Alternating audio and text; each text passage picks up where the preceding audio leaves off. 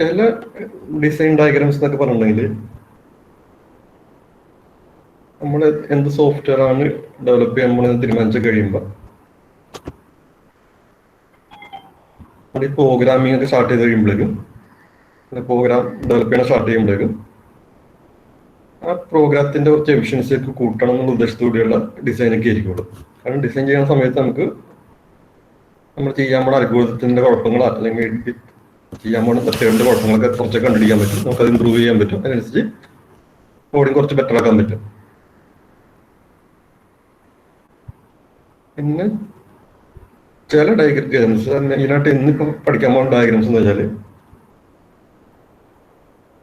അത് ശരിക്കും കോഡിങ്ങിന്റെ പ്രോഗ്രാമത്തിന്റെ എഫിഷ്യൻസി കൂട്ടാന്നുള്ള രീതിയിലുള്ള ഡയഗ്രാംസ് അല്ല.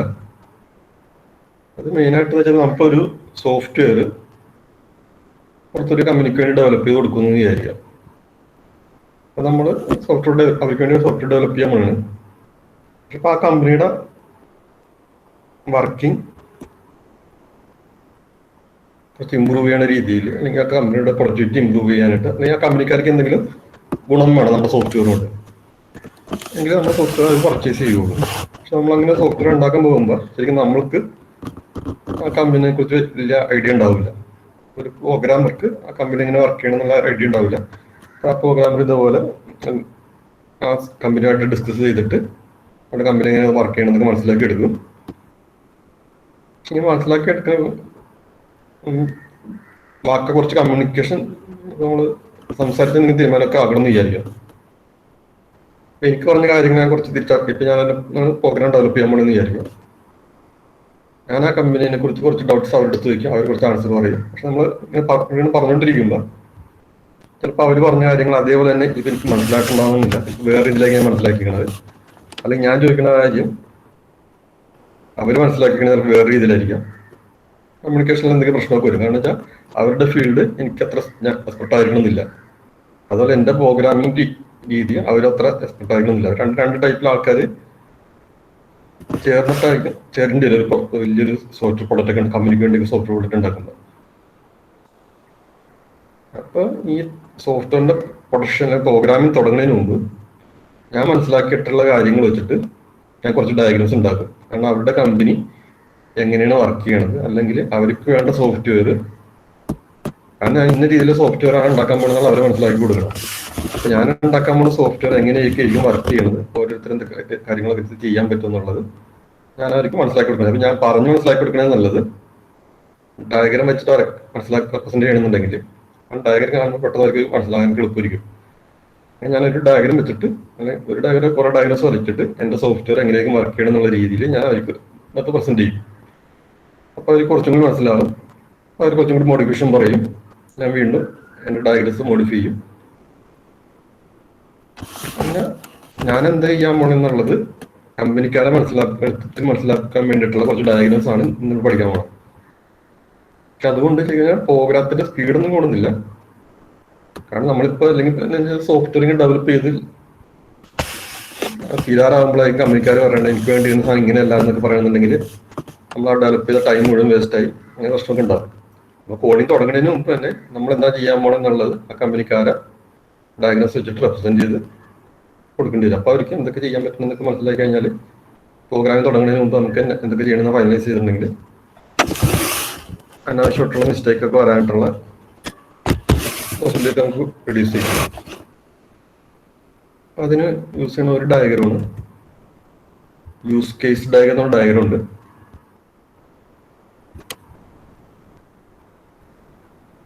യൂസ് കേസ് ഡയഗ്രത്തിൽ അത് ശരിക്കും ഒരു കോംപ്ലിക്കേറ്റഡ് ഡയഗ്രമാണ്. എങ്കിലും നിങ്ങൾ ജസ്റ്റ് ബേസിക്സ് അറിഞ്ഞിരിക്കണമെന്ന് വെച്ചാൽ മെയിനായിട്ട് ആ ഫിഗറിൽ രണ്ട് സാധനങ്ങളുണ്ടാവും. ഒരു യൂസ് കേസ് ഉണ്ടാവും, പിന്നെ ഒരു ആക്ടർ എന്ന് പറഞ്ഞ സാധനം ഉണ്ടാവും. അപ്പൊ യൂസ് കേസസ് ആണ് ഇവിടെ ഈ എലിപ്സിൽ റെപ്രസെന്റ് ചെയ്തിരുന്നത്. അതുകൂടാതെ ആക്ടർ എന്ന് പറഞ്ഞിട്ട് ആക്ടർ എന്നാണ് ജനറൽ ആയിട്ട് പറയണത്. അത് ശരിക്കും ഈ സോഫ്റ്റ്വെയർ യൂസ് ചെയ്യാൻ പോകുന്ന ആൾക്കാരെ റെപ്രസെന്റ് ചെയ്യുന്നേക്കുള്ളൂ ആക്ടർ എന്നുള്ളത്.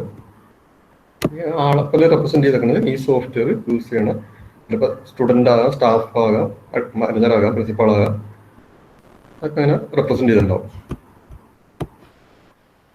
എന്നിട്ട് ഈ എലിപ്സിൽ എലിപ്സിന് യൂസ് കേസ്, അതായത് ഒരു കാര്യം ചെയ്യാനുള്ള ഒരു ഓപ്പറേഷൻ ആയിരിക്കും. ഒരു സിമ്പിൾ ആയിട്ടുള്ള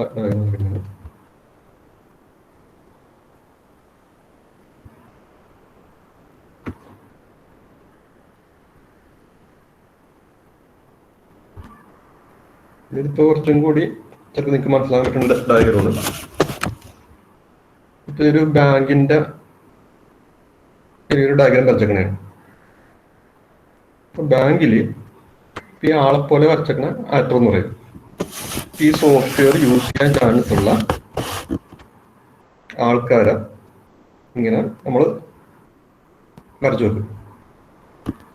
ഈ ബാങ്കിന്റെ ഓപ്പറേഷൻ, എല്ലാ ഓപ്പറേഷൻ ഇത് റെപ്രസെന്റ് ചെയ്തിട്ടുണ്ട്. അല്ലെങ്കിൽ ഒരു ചെറിയൊരു കാര്യം മാത്രമേ, കാരണം എല്ലാം കൂടി ഒരു പേജിൽ റെപ്രസെന്റ് ചെയ്യാൻ പറ്റില്ല. അപ്പൊ ഒരു ചെറിയ കാര്യം ഒരു ഫിഗറിൽ റെപ്രസെന്റ് ചെയ്യും. ഇതൊരു ബാങ്കിന്റെ ഏറ്റവും ബേസിക് ആയിട്ടുള്ള രീതിയിൽ ഒരു ഡയഗ്രം കാണിച്ചാണ്. അങ്ങനെ നോക്കുമ്പോൾ ആ സോഫ്റ്റ്വെയർ യൂസ് ചെയ്യണത് ബാങ്കിൽ വരുന്ന കസ്റ്റമർക്ക് ചിലപ്പോൾ ആ സോഫ്റ്റ്വെയർ യൂസ് ചെയ്യാനായിട്ടുള്ള, ചിലപ്പോൾ ആ സോഫ്റ്റ്വെയർ യൂസ് ചെയ്യണമെന്നുണ്ടാവില്ല.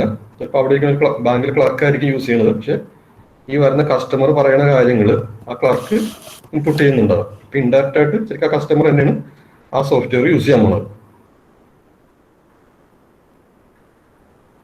അതേപോലെ ഇങ്ങനെ ചെയ്യുക. ഒരു കസ്റ്റമർ ഒരു അക്കൗണ്ട് ഒരു ഓപ്പറേഷൻ അക്കൗണ്ട് ഓപ്പൺ ചെയ്യാന്നുള്ളത്, സേവിങ്സ് അക്കൗണ്ട് ഓപ്പൺ ചെയ്യാന്നുള്ളത് ബാങ്ക് ഓട്ടോമേറ്റ് ചെയ്യാനുള്ള സോഫ്റ്റ്വെയർ ഡെവലപ്പ് ചെയ്യണമെന്നുണ്ടെങ്കിൽ ഒരു അക്കൗണ്ട് ഓപ്പൺ ചെയ്യാനുള്ള കാര്യങ്ങൾ ആ സോഫ്റ്റ്വെയറിൽ ഉണ്ടാവണം. ബാങ്ക് സേവിങ്സ് അക്കൗണ്ട് അല്ലെങ്കിൽ FD എന്നിവ ഓപ്പൺ ചെയ്യാനുള്ള രീതിയിലുള്ള കാര്യം അതിൻ്റെ. പക്ഷെ അതെങ്ങനെ ചെയ്യണമെന്നൊന്നും ഈ ഡയഗ്രത്തിൽ പറഞ്ഞിട്ടുണ്ടാവില്ല. ഈ ഡയഗ്രത്തിൽ എന്താണെന്ന് വെച്ചാൽ ആ ബേസിക് ഓപ്പറേഷൻ നടക്കുമ്പോൾ അതിലൊക്കെ ആരൊക്കെ ഇൻവോൾവ് ആയിട്ടുണ്ടെന്നുള്ളത് ഈ ഡയഗ്രത്തിൽ നിന്ന് കാണാൻ പറ്റും, മനസ്സിലാക്കാൻ പറ്റും. ഒരു അക്കൗണ്ട് ഓപ്പൺ ചെയ്യുക എന്നുള്ള ഒരു ഓപ്പറേഷൻ ബാങ്കിൽ നടക്കണമെന്നുണ്ടെങ്കിൽ അത് കസ്റ്റമറായിട്ട് കണക്ഷൻ ഉണ്ടാവും. അതേപോലെ ബാങ്കിലെ മാനേജർ അല്ലെങ്കിൽ ബാങ്കിലെ ഏതെങ്കിലും എംപ്ലോയി ആയിട്ട് ഒരു കണക്ഷൻ ഉണ്ടാവും. ഈ രണ്ടുപേരും ചേർന്നാൽ മിക്കവാറും നമുക്ക് ഒരു അക്കൗണ്ട് ഓപ്പൺ ചെയ്യാൻ പറ്റുള്ളൂ. ഇപ്പൊ കസ്റ്റമർ കുറച്ച് ഡീറ്റെയിൽസ് പറയും, മിക്കവാറും ബാങ്കിലെ മാനേജർ അല്ലെങ്കിൽ സ്റ്റാഫ് ഡീറ്റെയിൽസ് ഒക്കെ എൻ്റർ ചെയ്തിട്ട് അക്കൗണ്ട് ഓപ്പൺ ചെയ്യാനുള്ള കാര്യങ്ങളൊക്കെ ചെയ്യും. അപ്പോൾ അക്കൗണ്ട് ഓപ്പൺ ചെയ്യുമ്പോഴുള്ള കാര്യങ്ങൾ ഡീറ്റെയിൽ ആയിട്ട് ഈ ഫിഗറിൽ പറഞ്ഞിട്ടുണ്ടാവില്ല. ബേസിക് ആയിട്ട് ഇങ്ങനെ ഒരു ഡയഗ്രാം വെച്ചിട്ട് നമ്മൾ ബാങ്കുകാർക്ക് കൊടുക്കുകയെങ്കിൽ ബാങ്കുകാർക്ക് എളുപ്പം മനസ്സിലായി നമ്മൾ നമ്മുടെ സോഫ്റ്റ്വെയറിൽ അക്കൗണ്ട് ഓപ്പൺ ചെയ്യാനായിട്ടുള്ള ഒരു ഫീച്ചർ ഉണ്ടെന്നുള്ളത് അവർക്ക് എളുപ്പം മനസ്സിലാവും.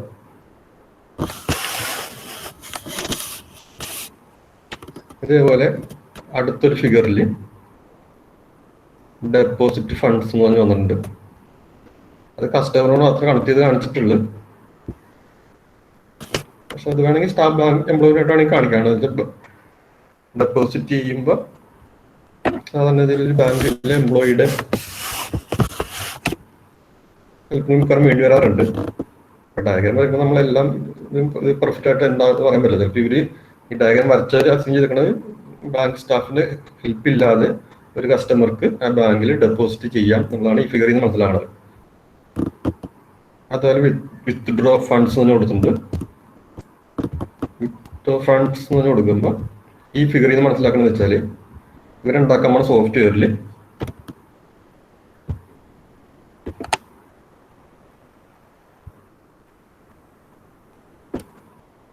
കസ്റ്റമർക്ക് ഫണ്ട് അല്ലെങ്കിൽ എമൗണ്ട് വിത്ത്ഡ്രോ ചെയ്യാന്നുള്ളത്. പിന്നെ ഇവിടെ വേറെ കുറച്ച് ഡീറ്റെയിൽ ആയിട്ടൊക്കെ പറഞ്ഞിട്ടുണ്ട്. അത് NRS അല്ലെ NRI കസ്റ്റമർ അങ്ങനെ ചെയ്യാറില്ല. ഇപ്പം അങ്ങനത്തെ ഒരു കസ്റ്റമർക്ക് ഈ കറൻസി കൺവേർട്ട് ചെയ്യേണ്ടത്, ഇപ്പം ഈ റുപ്പീസിലൊക്കെ എമൗണ്ട് ഡോളറാക്കി മാറ്റി കൺവേർഷൻ ഒക്കെ ചെയ്യേണ്ടി വരും. അപ്പം അതിന് സപ്പോർട്ട് ചെയ്യണ ഒരു കാര്യവും ഈ സോഫ്റ്റ്വെയറിൽ ഉണ്ടെന്നുള്ളത് ഈ ഡയഗ്രത്തിൽ മനസ്സിലാവും. ഇങ്ങനെ ഒരു യൂസ് കേസ് ഡയഗ്രാം വരച്ചിട്ടുണ്ടെങ്കിൽ ബേസിക് ആയിട്ട് മനസ്സിലാക്കുക. അതിൽ നടക്കുന്ന ബേസിക് ഓപ്പറേഷൻസ് എന്തൊക്കെയാണെന്നുള്ള ആ ഡയഗ്രത്തിൽ ഉണ്ടാവും. ആ ഓപ്പറേഷൻ നടക്കുമ്പോൾ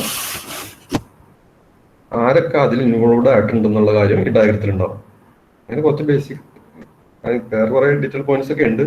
അതൊക്കെ പിന്നെ നിങ്ങൾ സീനിയർ ക്ലാസ് പഠിച്ചാൽ മതി. നിങ്ങൾ തൽക്കാലത്തിൽ മനസ്സിലാക്കി എടുക്കുക. അപ്പൊ ഇതിലെ യൂസേഴ്സ് ഒരു ഈ പറഞ്ഞ ആൾക്കാരുടെ പുറത്തൊരു സിമ്പിള് വെച്ചിട്ട് റെപ്രസെന്റ്. ഈ സിമ്പിൾ ഇതേപോലെ തന്നെ നടക്കണം. യൂസേഴ്സിന്റെ കാര്യങ്ങൾ, യൂസേഴ്സ് അല്ലെങ്കിൽ എന്തൊക്കെ ടൈപ്പ് മാനേജർ, അങ്ങനെ എന്തെങ്കിലും സ്റ്റാഫ്, അങ്ങനത്തെ കാര്യങ്ങളൊക്കെ വരുമ്പോൾ ഈ ആൾക്കാരെ പോലെ വരക്കുക. അതിന്റെ അടിയിൽ നിങ്ങൾ എഴുതി വെച്ചേക്കുക, അത് കസ്റ്റമറാണ്, ബാങ്ക് മാനേജറാണ്, പ്രിൻസിപ്പളാണ്, ടീച്ചറാണ്, സ്റ്റുഡൻ്റ് ആണെന്നുള്ള അതിന്റെ അടിയിൽ എഴുതി വെച്ചേക്കുക. കാരണം സ്റ്റുഡൻ്റ് ആണെങ്കിൽ ടീച്ചർ ആണെങ്കിൽ ഇതേ സിമ്പിൾ വെച്ച് തന്നെ റെപ്രസെന്റ് ചെയ്യുള്ളൂ. അടിയിൽ എഴുതി വെച്ചേക്കുക സ്റ്റുഡൻ്റ് ആണോ സ്റ്റാഫാണോ പ്രിൻസിപ്പളാണോ എഴുതി വെച്ചേക്കുക. അതിപ്പോൾ ഇതൊരു കോളേജ് ഓട്ടോമേഷൻ്റെ ഇല്ല. കോളേജ് ഓട്ടോമേഷൻ ഉണ്ടായിരുന്നു വെച്ചെങ്കിൽ ഇതിന്റെ ഫിഗർ എന്ന് പറയുമ്പോൾ ലെഫ്റ്റ് സൈഡിലുള്ള കസ്റ്റമറിന്റെ സ്റ്റുഡൻ്റ് ആയിരുന്നു വിചാരിക്കാം. അപ്പൊ ഈ ഫസ്റ്റ് എലിപ്സിൽ ചിലപ്പോൾ ചെക്ക് അറ്റൻഡൻസ് എന്നായിരിക്കും. കാരണം സ്റ്റുഡൻറ്റിന് അറ്റൻഡൻസ് പെർസെൻറ്റേജ് ചെക്ക് ചെയ്യാനുള്ള ഫെസിലിറ്റി ചിലപ്പോൾ ആ സോഫ്റ്റ്വെയർ ഉണ്ടെങ്കിൽ ഈ ഫസ്റ്റ് എലിപ്സിൽ ചിലപ്പോൾ ചെക്ക് അറ്റൻഡൻസ് എന്നായിരിക്കും. ചിലപ്പോൾ സെക്കൻഡ് എലിപ്സിൽ ചെക്കിൻ്റെ മാർക്കുന്നതായിരിക്കും. അടുത്ത എലിപ്സിൽ ചിലപ്പോൾ ഫീസ് പെയ്ഡ് ഡീറ്റെയിൽസ്, അങ്ങനെ ഇതൊക്കെ ആയിരിക്കാം. ഫീസ് പെയ്ഡ് അതുപോലെ തന്നെ സ്റ്റുഡൻറ്റിനാണെങ്കിൽ ഫീസ് പേ ചെയ്യാൻ പറ്റും. അപ്പോൾ ഫീസ് പേ എന്നുള്ള ചിലപ്പോൾ ഒരു എലിപ്സ് ഉണ്ടാവും. അപ്പോൾ സ്റ്റുഡൻസ് ഫീസ് പേ ചെയ്യുമ്പോൾ ആ ഫീസ് പേ എന്നുള്ള ഫംഗ്ഷനും ഓഫീസിലെ അക്കൗണ്ടന്റ് തമ്മിലൊരു കണക്ഷൻ ഉണ്ടാകും. കാരണം അക്കൗണ്ടന്റും സ്റ്റുഡൻറ്റും ഒരുമിച്ചിരുന്നായിരിക്കും ഫീസ് പേയുടെ കാര്യം ചെയ്യുന്നത്. ഫീസ് പേ എന്നുള്ള ഒരു ഓപ്പറേഷൻ ആ സോഫ്റ്റ്വെയർ നടക്കുമ്പോൾ സ്റ്റുഡൻറ്റിൻ്റെ ആവശ്യം ഉണ്ടാവും, മിക്കവാറും അത് അക്കൗണ്ടിൻ്റെ ആവശ്യം ഉണ്ടാവും. ഓരോരോ ടൈപ്പിൽ ഓപ്പറേഷൻ നടക്കുമ്പോൾ ആരൊക്കെ അതിൽ ഇൻവോൾവ് ആയി എന്നുള്ളത് ഈ ഡയഗ്രത്തിൽ നമുക്ക് ഈസി ആയിട്ട് മനസ്സിലാക്കും. അതേപോലെ ആ സോഫ്റ്റ്വെയറിൽ എന്തൊക്കെ കാര്യങ്ങൾ ചെയ്യാൻ പറ്റും എന്നുള്ളത് ജനറൽ ആയിട്ടുള്ള ഒരു ഐഡിയ നമുക്ക് ഈ കേസിനുള്ള ഡയഗ്രത്തിൽ നിന്ന് കിട്ടും. വേറെ ഒരു ഡയഗ്രം നോക്കുന്നത്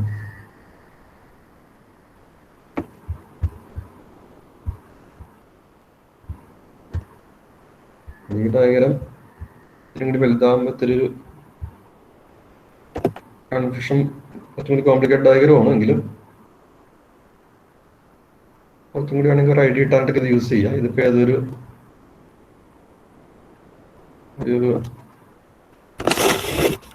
മൂവിയൊക്കെ ബുക്ക് ചെയ്യേണ്ട രീതിയിലുള്ള അങ്ങനെന്തോ മൂവിയോ നാടോ അങ്ങനത്തെ എന്തെങ്കിലുമൊക്കെ റിലേറ്റഡ് ആയിട്ടുള്ള കാര്യങ്ങൾ ചെയ്യുന്ന രീതിയിലുള്ള ഓൺലൈനായിട്ട് അങ്ങനത്തെ ഒരു ഇവന്റ് ഒക്കെ നടത്തുന്ന ഒരു മോണിറ്റർ ചെയ്യണ ഒരു സോഫ്റ്റ്വെയർ വേണ്ടിയിട്ടുള്ള രീതിയിലൊരു ഡയഗ്രാം പോലെ കണ്ടിട്ട് തോന്നുന്നത്. ഒരു മൂവി കാണാന് അല്ലെങ്കിൽ നാടകം കാണാനൊക്കെ വന്ന ആള് ഒരു വിസിറ്റ് ആണെന്ന് വിചാരിക്കും. അയാൾ ടിക്കറ്റ് ബൈ ചെയ്യും. അപ്പോൾ ടിക്കറ്റ് ബൈ എന്നുള്ള ഓപ്പറേഷൻ ഇവരുടെ ഡയഗ്രാം അനുസരിച്ച് വിസിറ്റ് മാത്രമേ യൂസ് ചെയ്യുന്നുള്ളൂ. ശരിക്കും ഒരു ക്ലർക്ക് എന്നുള്ള ആളും കൂടി വരച്ച് കാണിക്കേണ്ടതാണ്. ചിലപ്പോൾ ഫുള്ളി ഓട്ടോമാറ്റഡ് ആയിട്ട് ടിക്കറ്റ് ബൈ ചെയ്യണ ക്ലർക്ക് ഇല്ലായിരിക്കും. എല്ലാം ഓൺലൈൻ പേയ്മെന്റും കാർഡ് വെച്ചുള്ള പേയ്മെന്റ് അങ്ങനെയൊക്കെ ചെയ്തുകൊണ്ടായിരിക്കും ഈ അവിടുത്തെ ക്ലർക്ക് അല്ലെങ്കിൽ അക്കൗണ്ടിന് കാണിക്കാത്തത്. ഇവിടെ സോഫ്റ്റ്വെയർ യൂസ് ചെയ്തിട്ട് ഉണ്ടെങ്കിൽ വിസിറ്റർ ഈ സോഫ്റ്റ്വെയർ യൂസ് ചെയ്ത് ടിക്കറ്റ് ബൈ ചെയ്യാൻ ചാൻസ് ഉണ്ടെന്നുള്ള ഇത് നമുക്ക് മനസ്സിലാവും. പിന്നെ ഈ ഡയഗ്രം നോക്കിയിട്ടുണ്ടെങ്കിൽ ആണ് ഇത് സോഫ്റ്റ്വെയർ ഡെവലപ്പ് ചെയ്യാൻ പോണവർ ഡെവലപ്പ് ചെയ്യുന്നതിന് മുമ്പ് ഇങ്ങനെ ഡയഗ്രം വെച്ചിട്ട് ഇതിന്റെ ഒറിജിനൽ കമ്പനിക്കാരെ കാണിക്കുന്നുണ്ട് എന്തെങ്കിലും മോഡിഫിക്കേഷൻ വരുത്തണം എന്ന് ചോദിച്ചിട്ട്.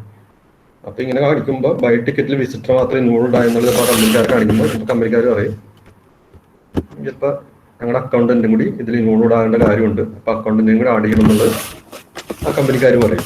അപ്പൊ സോഫ്റ്റ്വെയർ ഡെവലപ്മെന്റ് സ്റ്റാർട്ട് ചെയ്യുന്നതിന് മുമ്പ്, പ്രോഗ്രാമിംഗ് തുടങ്ങുന്നതിന് മുമ്പ് ഈ പ്രോഗ്രാമർ അതിനനുസരിച്ച് ഡിസൈനൊക്കെ മാറ്റം വരുത്തിയിട്ട് പ്രോഗ്രാം തുടങ്ങേണ്ടി വരും.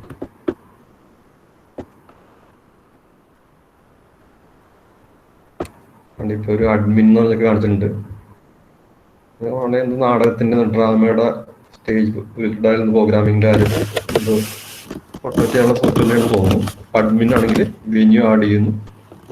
ഡയത്തിൽ മനസ്സിലായി വെന്യൂ ആഡ് ചെയ്യണ ഓപ്പറേഷൻ ചെയ്യണ അഡ്മിൻ ആണ്. അപ്പൊ അഡ്മിൻ ആ ഓപ്പറേഷൻ നടക്കുമ്പോൾ വെന്യൂ സെലക്ട് ചെയ്യുന്നുണ്ട്. അത്ര ഡീറ്റെയിൽ പഠിക്കാൻ അറിയണമെന്നില്ല, അത് വലിയ തന്നെ.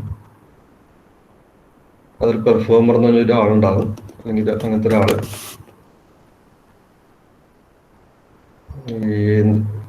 മാനേജ് മീഡിയ കണ്ടന്റ്,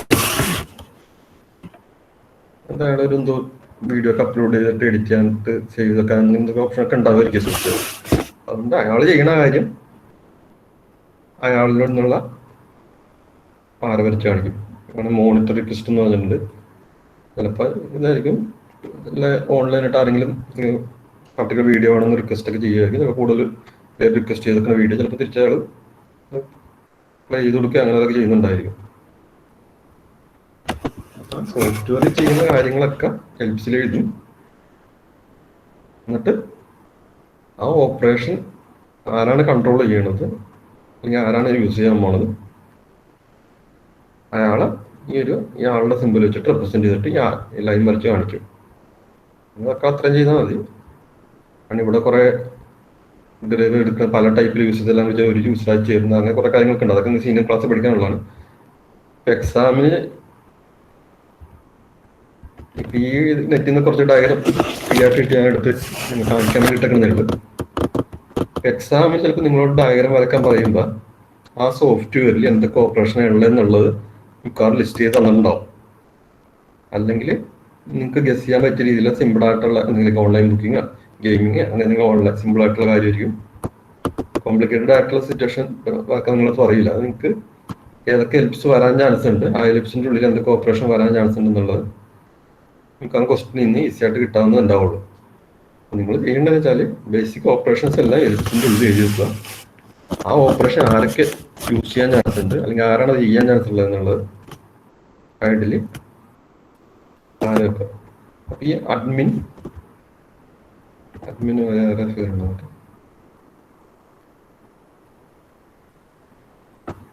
അങ്ങനെ വേറൊരു പോയിന്റ് എന്ന് വെച്ചാല് ഈ ഫിഗർ നോക്കിയിട്ടുണ്ടെങ്കിൽ ഇവിടെ ഒരാളെ കാണിച്ചിട്ടുണ്ട് മാർക്കറ്റ് ഡാറ്റ പ്രൊവൈഡ് എന്ന് പറഞ്ഞിട്ട്. ഇത് കുറച്ചും കൂടി കോംപ്ലിക്കേറ്റ് ആയ സോഫ്റ്റ്വെയറിന് എന്തൊക്കെ ഡയഗ്രം കാണിച്ചേക്കണം. അപ്പൊ എന്ത് സിറ്റുവേഷൻ ആ സിറ്റുവേഷൻ നിങ്ങൾക്ക് എന്ത് സ്റ്റോക്ക് മാർക്കറ്റിൽ എന്തോ ട്രേഡ് ചെയ്യണ എൻ്റെ സോഫ്റ്റ്വെയറിൻ്റെ ഒക്കെയാണ്. അപ്പൊ അങ്ങനത്തെ വലിയ ഇതൊന്നും കോംപ്ലിക്കേറ്റ് ആയതൊന്നും നിങ്ങൾക്ക് ഡിസൈൻ ചെയ്യാൻ ചോദിക്കില്ല. ഞാൻ ഈ ഡയഗ്രം എടുത്തിടാൻ കാരണം എന്ന് വെച്ചാൽ ചില ഡയഗ്രാംസ് വരയ്ക്കുമ്പോൾ അതിപ്പോ ഈ ലെഫ്റ്റ് സൈഡിൽ ഏതൊരാൾ മാർക്കറ്റ് ഡാറ്റ പ്രൊവൈഡ് എന്നുള്ള ഏത് പ്രത്യേക രീതിയിൽ ഏതൊരു യൂസറാണ്.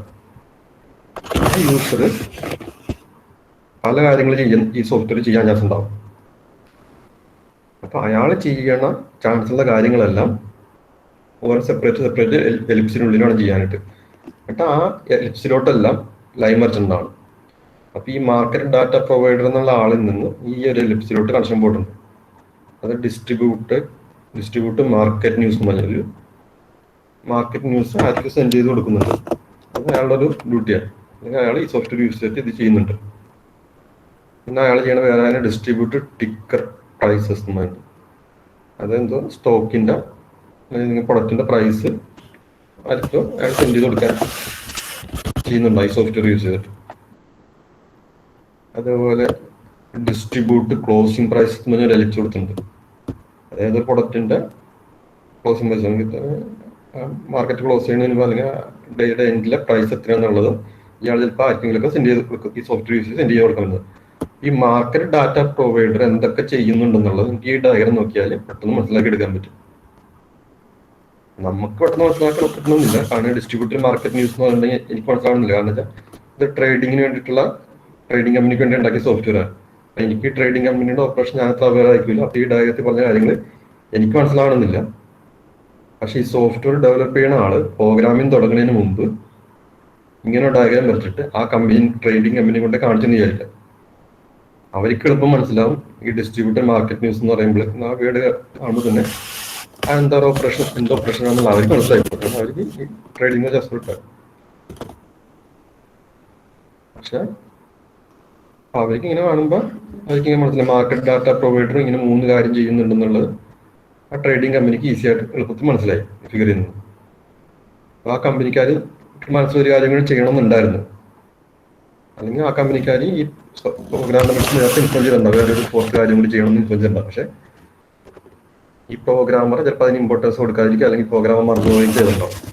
ഈ ഡയഗ്രം കാണുമ്പോൾ അവർക്ക് മനസ്സിലായി ഞാൻ 4th കാര്യം ചെയ്തിട്ടില്ല അല്ലെങ്കിൽ ചെയ്യാൻ പോകുന്നില്ല എന്നുള്ളത് ഈ ഡയഗ്രത്തിൽ നിന്ന് മനസ്സിലാവും.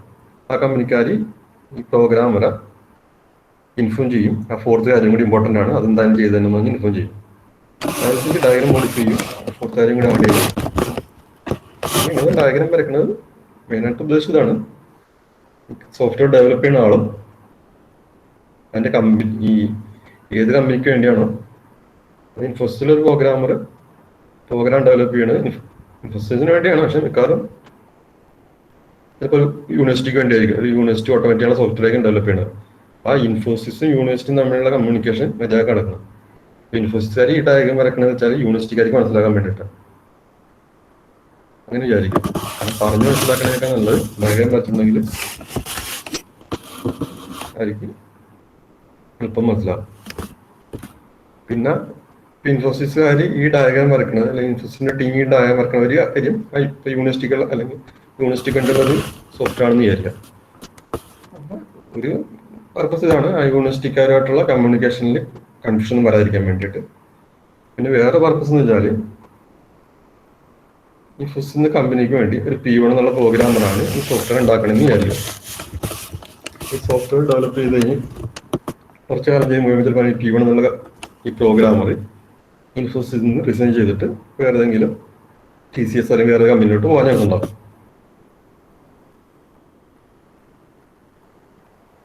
ഈ യൂണിവേഴ്സിറ്റിക്ക് ഇൻഫോസിസ് വീണ്ടും സപ്പോർട്ട് കൊടുക്കണം, അല്ലെങ്കിൽ മോഡിഫിക്കേഷൻ പറഞ്ഞിട്ടുണ്ടെങ്കിൽ ചെയ്ത് കൊടുക്കേണ്ടി വരും.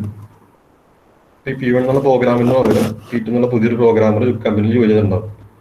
പക്ഷേ ഈ P2 എന്നുള്ള പ്രോഗ്രാമർ ഇനി എല്ലാം ബേസിക്സ് അറിഞ്ഞിരിക്കണം. അതായത് ഈ സോഫ്റ്റ്വെയർ എങ്ങനെ വർക്ക് ചെയ്യണത്, ആ യൂണിവേഴ്സിറ്റിയുടെ നീഡ് എന്താണെന്നുള്ളത്, ആർക്ക് എന്താണ് ഈ സോഫ്റ്റ്വെയറിന് ആവശ്യമായിട്ടുള്ളതെന്നെല്ലാം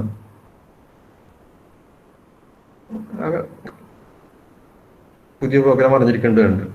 ഈ പുതിയ പ്രോഗ്രാം വീണ്ടും യൂണിവേഴ്സിറ്റി പോയി ചോദിച്ചെല്ലാം മനസ്സിലാക്കി എടുക്കാൻ ബുദ്ധിമുട്ടായിരിക്കും, അല്ലെങ്കിൽ യൂണിവേഴ്സിറ്റിക്ക് ബുദ്ധിമുട്ടത് ഇയാൾക്ക് വേണ്ടിയിട്ട് അതിനുള്ള യൂണിവേഴ്സിറ്റിക്കും ഒരു ബുദ്ധിമുട്ടായിരിക്കും.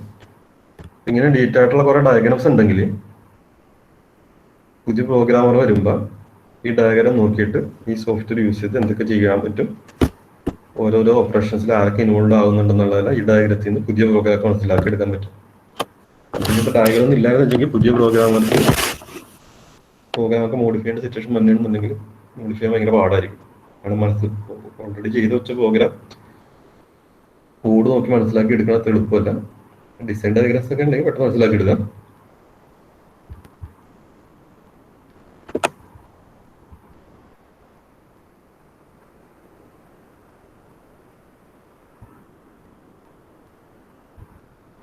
ഡയഗ്രാംസ് ഒക്കെ ഉണ്ട്. ഇതിപ്പോ ഒരു ചാറ്റ് ചെയ്യാൻ വേണ്ടിയിട്ടുള്ള എന്തോ സിസ്റ്റത്തിൻ്റെയാണ്. ലോഗിൻ ചാറ്റ് ചെയ്യണമെന്ന് പറഞ്ഞ് ലോഗിൻ എന്നുള്ള ഓപ്പറേഷൻ ഉണ്ടാകും. യൂസർ വന്നിട്ട് ലോഗിൻ ചെയ്യും. പിന്നെ ആ സോഫ്റ്റ്വെയർ യൂസ് ചെയ്തിട്ട് നമ്മൾ ചാറ്റ് ചെയ്യുമ്പോൾ രണ്ടാമത്തെ ആൾ അല്ലെങ്കിൽ റിസീവ് സൈഡിലെ ആൾ നെറ്റ്വർക്കിൽ വേറെ ഒരു മെഷീനിലായിരിക്കും. അപ്പോൾ ആ സോഫ്റ്റ്വെയർ യൂസ് ചെയ്തിട്ട് ആ മെഷീനുമായിട്ട് കണക്ട് ചെയ്തിട്ട് കമ്മ്യൂണിക്കേഷൻ്റെ കാര്യങ്ങളൊക്കെ റെഡിയാക്കണം. അത് ഈ സോഫ്റ്റ്വെയർ ചെയ്യും. റിമോട്ട് മെഷീനായിട്ട് കണക്ട് ചെയ്യണം. അതുപോലെ ആ യൂസർ അതിൻ്റെ ഡയറക്റ്റായിട്ട് ഇൻവോൾവ് ആണ്. പിന്നെ ചൂസ് റിമോട്ട് ചാറ്റ് റൂം എന്തോ ആ സോഫ്റ്റ്വെയറിന് എന്തെങ്കിലും ഫീച്ചർ ആയിരിക്കും. അതിലും ഈ ലോക്കൽ യൂസർ ഇൻവോൾവ് ആകുന്നുണ്ടെന്ന് വേണ്ടി. പിന്നെ ഈ ഒരു എലിപ്സിനുള്ളിൽ തന്നെ കുറെ കാര്യങ്ങൾ റെപ്രസെന്റ് ചെയ്യാൻ പറ്റുന്നില്ല. ആ എലിപ്സിൽ വീണ്ടും കുറെ കാര്യങ്ങൾ റെപ്രസെന്റ് ചെയ്യാൻ വേണ്ടി ഡോട്ടഡ് ആരോ വെച്ച് റെപ്രസെന്റ് ചെയ്യും. ലോഗ് നടക്കുമ്പോൾ യൂസർ നെയിം എൻ്റർ ചെയ്യണം, ഏത് മെഷീനായിട്ട് കണക്ട് ചെയ്യണം, മെഷീൻ്റെ അഡ്രസ് IP അഡ്രസ് അങ്ങനത്തെ കുറെ കാര്യങ്ങളൊക്കെ ചിലപ്പോൾ ഉണ്ടാവും.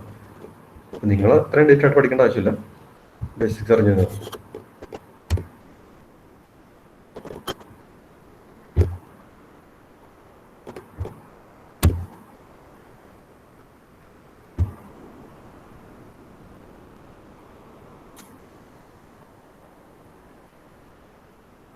പിന്നെ ഒരു ഡയഗ്രത്തിൽ നിന്ന് വർക്കിക്കുന്ന ആ സോഫ്റ്റ്വെയറിനെ കുറിച്ചുള്ള ഫുൾ വർക്കിംഗ് നമുക്ക് മനസ്സിലാവണമെന്നില്ല. അതുകൊണ്ട് സാധാരണ ഒരു സോഫ്റ്റ്വെയറിന് ഡിസൈൻ റെപ്രസെന്റ് ചെയ്യാൻ വേണ്ടി മൾട്ടിപ്പിൾ ഡയഗ്രാംസ് ഉണ്ടാവും. ഇതിപ്പോൾ വേറൊരു ഡയഗ്രമാണ് സ്റ്റേറ്റ് ഡയഗ്രാം, സ്റ്റേറ്റ് ചാർട്ട് എന്നൊക്കെ പറയാറുണ്ട്. ഇത് നിങ്ങൾ ഡീറ്റെയിലായിട്ട് പഠിക്കണമെന്നില്ല, പക്ഷെ ബേസിക് ഒരു ഡയഗ്രാം വരക്കാനുള്ള കാര്യം അറിഞ്ഞിരിക്കണം. മറ്റേത് എലിപ്സ് ആയിരുന്നു, നല്ല കാര്യം ഓർത്തിരിക്കുക. അതിന് പുറത്ത് ഒരാളുടെ പോലത്തെ സിമ്പിളൊക്കെ ഉണ്ടാവും. അത് രണ്ടാണ് ഏറ്റവും ഇമ്പോർട്ടൻ്റ് ആയിട്ട് മറ്റു ഡയഗ്രത്തിലെ പ്രധാനപ്പെട്ട പോയിന്റ്. സ്റ്റേറ്റ് ഡയഗ്രത്തിൽ പുറത്തേക്ക് ഒരാളെന്ന് പറഞ്ഞിട്ടുണ്ടാവില്ല.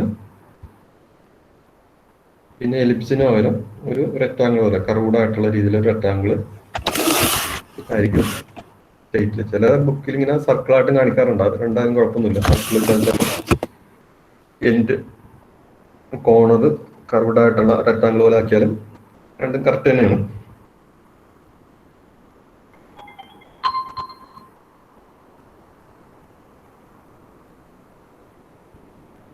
ഇപ്പൊ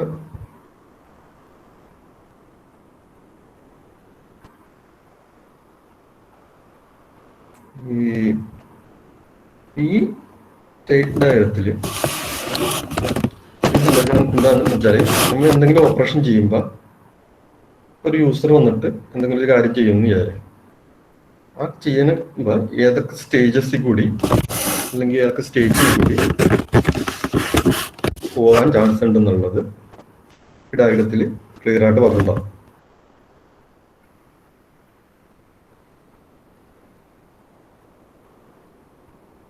ഇതിപ്പോ എന്ന് വെച്ചാൽ ബാങ്കിൽ ഡെപ്പോസിറ്റ് വിത്ഡ്രോവൽ എന്നുള്ള ഓപ്പറേഷൻ നടക്കാൻ പോകുമ്പോഴുള്ള ചെറിയ ഡയഗ്രത്തെ സിമ്പിൾ ആയിട്ടുള്ള രീതി ഇങ്ങനെ റെപ്രസെന്റ് ചെയ്തേക്കണം. അപ്പൊ ആ സോഫ്റ്റ്വെയർ ഇപ്പൊ ഇങ്ങനെ വെയിറ്റ് ചെയ്തുകൊണ്ടിരിക്കുകയാണ്. കാരണം ഫസ്റ്റ് ചെയ്തത് വെയിറ്റ് ചെയ്തുകൊണ്ടിരിക്കുകയാണ്, കമാൻഡ് കിട്ടാൻ വേണ്ടി വെയിറ്റ് ചെയ്യാന്നുള്ള. അപ്പൊ ഇവിടെ ഈ അതിന് ഫിൽഡ് ആയിട്ടുള്ള സർക്കിൾ ഉണ്ടാവും. അവിടെ നിന്ന് ഒരു ആരോ കാണിച്ചിട്ടുണ്ട്. അപ്പൊ അവിടെ നിന്നാണ് സ്റ്റാർട്ട് ചെയ്യുന്നത് മനസ്സിലാക്കുക. എന്തോ ഒരു കമാൻഡ് കിട്ടാൻ വേണ്ടി വെയിറ്റ്. അപ്പൊ അതൊരു സ്റ്റേറ്റ് ആണ്. സ്റ്റേജ് എന്തോ കമാൻഡ് കിട്ടാൻ വേണ്ടി വെയിറ്റ് ചെയ്തുകൊണ്ടിരിക്കുന്നത്. ആ കമാൻഡ് കിട്ടിക്കഴിഞ്ഞിട്ടുണ്ടെങ്കിൽ അല്ലെങ്കിൽ ആരെങ്കിലും ആ സോഫ്റ്റ്വെയർ ആ കമാൻഡ് ടൈപ്പ് ചെയ്ത് കഴിഞ്ഞിട്ടുണ്ടെങ്കിൽ ആ സ്റ്റേറ്റിൽ നിന്ന് മാറി. പിന്നെ നമുക്ക് ചെയ്യേണ്ട എന്താണെന്നുള്ള പിടുത്തം കിട്ടി. ആ സ്റ്റേറ്റിൽ നിന്ന് മാറുന്നു. അപ്പൊ ആരോ വെച്ചിട്ട് പുതിയതിലോട്ട് മാറുന്നു. കമാൻഡിനെ ഡിപ്പെൻഡ് ചെയ്തിട്ട് സ്പ്ലിറ്റ് ചെയ്ത് പോകാൻ ഞാൻ ഉണ്ടാവും. സർക്കിളിങ്ങനെ വെച്ചിട്ട് സ്പ്ലിറ്റ് ചെയ്യാൻ കാണിക്കാം. അപ്പൊ കമാൻഡ് വിത്ഡ്രോ ചെയ്യാനുള്ള കമാൻഡ് വന്നിട്ടുണ്ടെങ്കിൽ വിത്ഡ്രോ ഫണ്ട്സ് എന്നുള്ള സ്റ്റേറ്റിലോട്ട് ഫണ്ട് വിത്ഡ്രോ ചെയ്യാനുള്ള ഓപ്പറേഷൻ ചെയ്യുമ്പോൾ അത് പുതിയൊരു സ്റ്റേറ്റിലോട്ട് പോയി. അല്ലെങ്കിൽ ചിലപ്പോൾ വന്ന കമാൻഡ് ഡെപ്പോസിറ്റ് എന്നായിരിക്കും. അങ്ങനെ ഡെപ്പോസിറ്റ് എന്നുള്ള സ്റ്റേറ്റിലോട്ട് പോകും. അപ്പൊ ഇങ്ങനെ വേറെ ടൈപ്പിൽ എന്തോ ഓപ്പറേഷൻ ചെയ്യണത്. വിത്ഡ്രോ ഫണ്ട് എന്നുള്ള ഒരു ചെയ്യുന്ന കാര്യം ഡെപ്പോസിറ്റ് ഫണ്ട് ചെയ്യുന്ന കാര്യം രണ്ടാണ്. അപ്പൊ രണ്ട് തരത്തില് സിറ്റുവേഷൻ സ്റ്റേറ്റിലോട്ടാണ് ആ സോഫ്റ്റ്വെയർ പോകുന്നത്. വിത്ഡ്രോ എന്നുള്ള കമാൻഡിനും വിത്ഡ്രോ ഫണ്ട്സ് എന്നുള്ള സ്റ്റേറ്റിലോട്ട് പോയി. ഡെപ്പോസിറ്റ് എന്നുള്ള കമാൻഡിനും ഡെപ്പോസിറ്റ് ഫണ്ട്സ് എന്നുള്ള സ്റ്റേറ്റിലോട്ട് പോകും. ഇത് രണ്ടും അല്ലെങ്കിൽ ഇപ്പൊ ആ സോഫ്റ്റ്വെയർ ഇങ്ങനെ വിചാരിക്കും ഈ രണ്ട് കമാൻഡ് അത്രേ വർക്ക് ചെയ്യുള്ളൂ എന്ന് വിചാരിക്കും. ഇത് രണ്ടും അല്ലാതെ വേറെ എന്തെങ്കിലും കമാൻഡ് എന്നുണ്ടെങ്കിൽ അതെന്തോ എററാണ്. ഇപ്പൊ എറർ എന്നുള്ള സ്റ്റേറ്റിലോട്ട് പോയി. അത് എറർ ഡിസ്പ്ലേ ചെയ്തിട്ട് അത് വീണ്ടും തിരിച്ചു പോകും. അതിന്റെ ഓപ്പറേഷനെ കംപ്ലീറ്റ് ചെയ്തിട്ട് വീണ്ടും തിരിച്ചു പോയിട്ട് അടുത്ത കമാൻഡിന് വേണ്ടി വെയിറ്റ് ചെയ്യാം.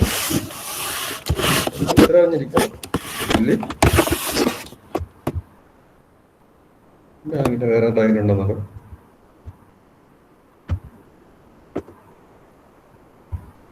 നിങ്ങള് ഇതുപോലെ ഇപ്പൊ ഒരു സാധാരണ ഇമെയിലിന്റെ ഒരു സോഫ്റ്റ്വെയറിന്റെ ഡയഗ്രം ഒക്കെ ആണെന്ന് വിചാരിക്കാം. ആദ്യം നിങ്ങൾ കയറുമ്പോൾ തന്നെ ആ സോഫ്റ്റ്വെയർ ഇപ്പൊ വെയിറ്റ് ഫോർ ലോഗിൻ എന്തെങ്കിലും പറഞ്ഞിട്ടായിരിക്കും. അപ്പൊ ലോഗിൻ ചെയ്ത് കഴിയുമ്പോൾ വീണ്ടും സ്പ്ലിറ്റ് ആവും. കാരണം ലോഗിൻ ചെയ്ത് യൂസർ നെയിം പാസ്വേഡ് എൻ്റർ ചെയ്ത് കഴിയും. അത് വേറെ സ്റ്റേജിലോട്ട് പോലെ. അപ്പൊ അടുത്ത സ്റ്റേറ്റ് എന്ന് പറഞ്ഞാൽ ആ യൂസർ നെയിം പാസ്വേഡ് ഓതറൈസ്ഡ് ആണെന്ന് ചെക്ക് ചെയ്യാനുള്ള സ്റ്റേറ്റ് ആയിരിക്കും. ചിലപ്പോൾ സെക്കൻഡ് സ്റ്റേജ് എന്ന് പറഞ്ഞാൽ എൻ്റർ ചെയ്ത യൂസർ നെയിം പാസ്വേഡ് ഓതറൈസ്ഡ് ആണെന്ന് ചെക്ക് ചെയ്യാം. അത് ചെക്ക് ചെയ്ത് കഴിയുമ്പോൾ വീണ്ടും സ്പ്ലിറ്റ് ചെയ്തിട്ട് രണ്ട് സ്റ്റേജിലോട്ട് പോകാം. കാരണം ഓതറൈസ്ഡ് ആയിട്ടുള്ള ഒരു യൂസർ ആകാം, അൺഓതറൈസ്ഡ് അതായത് കറക്റ്റ് അല്ലാത്ത യൂസർ നെയിം പാസ്വേഡ് എൻ്റർ ചെയ്തൊരു യൂസറും ആകാം. അപ്പൊ അത് ചെക്ക് ചെയ്തിട്ട് വീണ്ടും സ്പ്ലിറ്റ് ചെയ്തിട്ട് പുതിയ രണ്ട് സ്റ്റേറ്റിലോട്ട് പോകും. അൺഓതറൈസ്ഡ് ആയിട്ടുള്ള ഒരു സ്റ്റേറ്റിലോട്ട് വന്നിട്ട് പിന്നെ അതിൽ നിന്ന് ചിലപ്പോൾ ഡിസ്പ്ലേ എറർ മെസ്സേജ് എന്നുള്ള വേറെ സ്റ്റേറ്റിലോട്ട് പോകും. തിരിച്ച് വീണ്ടും ലോഗൗട്ട് സ്റ്റേറ്റിലോട്ട് പോകും. അങ്ങനെ കുറേ ഡയഗ്രംസ് വെറുതെ വരച്ച് കാണിച്ചാൽ മതി. ചിലപ്പോൾ പക്ഷെ അതുപോലെ തന്നെ ഓതറൈസ്ഡ് ആയിട്ടുള്ള യൂസർ ആണെന്നുണ്ടെങ്കിൽ അത് കഴിഞ്ഞിട്ട് ചിലപ്പോൾ ഡിസ്പ്ലേ ഇൻബോക്സ് ആണ്. ഒരു ഇമെയിലോട്ട് ലോഗിൻ ചെയ്ത് കഴിയുമ്പോൾ ആദ്യം കാണുന്ന അയാളുടെ ഇൻബോക്സ് ആയിരിക്കും. വ്യൂ ഇൻബോക്സ് എന്നുള്ള സ്റ്റേറ്റിലോട്ട് ചിലപ്പോൾ പോകും. പിന്നെ അത് കഴിഞ്ഞിട്ട് അയാൾക്ക് അങ്ങനെയാണെങ്കിൽ റീഡ് മെസ്സേജ് അങ്ങനെ അല്ലെങ്കിൽ സെൻഡ് മെസ്സേജ് അങ്ങനെ ഓരോ സ്റ്റേജിലോട്ടൊക്കെ പോകും. അയാൾ ചെയ്യണ ഓപ്പറേഷൻസ് അല്ലെങ്കിൽ അയാൾ ഏതൊക്കെ സ്റ്റേജസിൽ കൂടി കയറി ഇറങ്ങി പോകുന്നുണ്ടെന്നുള്ളത് അങ്ങനെ ചെയ്യുക. കുറച്ച് ബേസിക് ആയിട്ടുള്ള രീതി ചെയ്താൽ മതി. ഇപ്പം നിങ്ങൾ വരയ്ക്കുമ്പോൾ സിമ്പിളായിട്ട് വരച്ചാൽ മതി. ഇമെയിലിലേക്ക് വരക്കാൻ പറയണമെന്നുണ്ടെങ്കിൽ ലോഗിൻ ഉള്ള സ്റ്റേറ്റ്, അത് കഴിഞ്ഞിട്ട് ഇൻവാലിഡ് ലോഗിൻ ഉണ്ടാവും, വാലിഡ് ലോഗിൻ ഉണ്ടാവും. ഇൻവാലിഡ് കഴിഞ്ഞിട്ട് വേണമെങ്കിൽ ചെക്ക് മെയിൽ എന്നുള്ളൊരു സ്റ്റേറ്റ് വെറുതെ സിമ്പിളായിട്ട് കാണിക്കുക. എല്ലാ ഓപ്പറേഷൻ ഡാച്ച് വരച്ചിടുന്നില്ല. ചെക്ക് മെയിൽ കഴിഞ്ഞിട്ട് അടുത്ത സ്റ്റേജ് കഴിഞ്ഞാൽ ലോഗ് ഔട്ട് എന്നുള്ള സ്റ്റേജിലോട്ട് പോകും. മറ്റേ ഇൻവാലിഡ് ആയിട്ടാണെങ്കിൽ ഡിസ്പ്ലേ എറർ മെസ്സേജ് തിരിച്ച് റിട്ടേൺ ചെയ്യാമെന്ന് പറയാം. അങ്ങനെ ഏതൊക്കെ സ്റ്റേറ്റിവിടെ ആൾ കയറി ഇറങ്ങി പോകാറുണ്ടെന്നുള്ളത് പിന്നെ ലിസ്റ്റ് കണ്ടുപിടിക്കുക. കുറെ സ്റ്റേറ്റ് ഒക്കെ വിട്ടുപോയെന്ന് വെച്ചാൽ കുഴപ്പമില്ല, നിങ്ങൾ ബേസിക് അറിഞ്ഞിരുന്നാൽ മതി. പിന്നെ ഈ ഡയഗ്രത്തിന്റെ ബേസിക് സിമ്പിൾസ്, സർക്കാർ റെക്ടാങ്കിള്, ഈ സ്റ്റാർട്ട് ചെയ്യുന്നിടത്ത്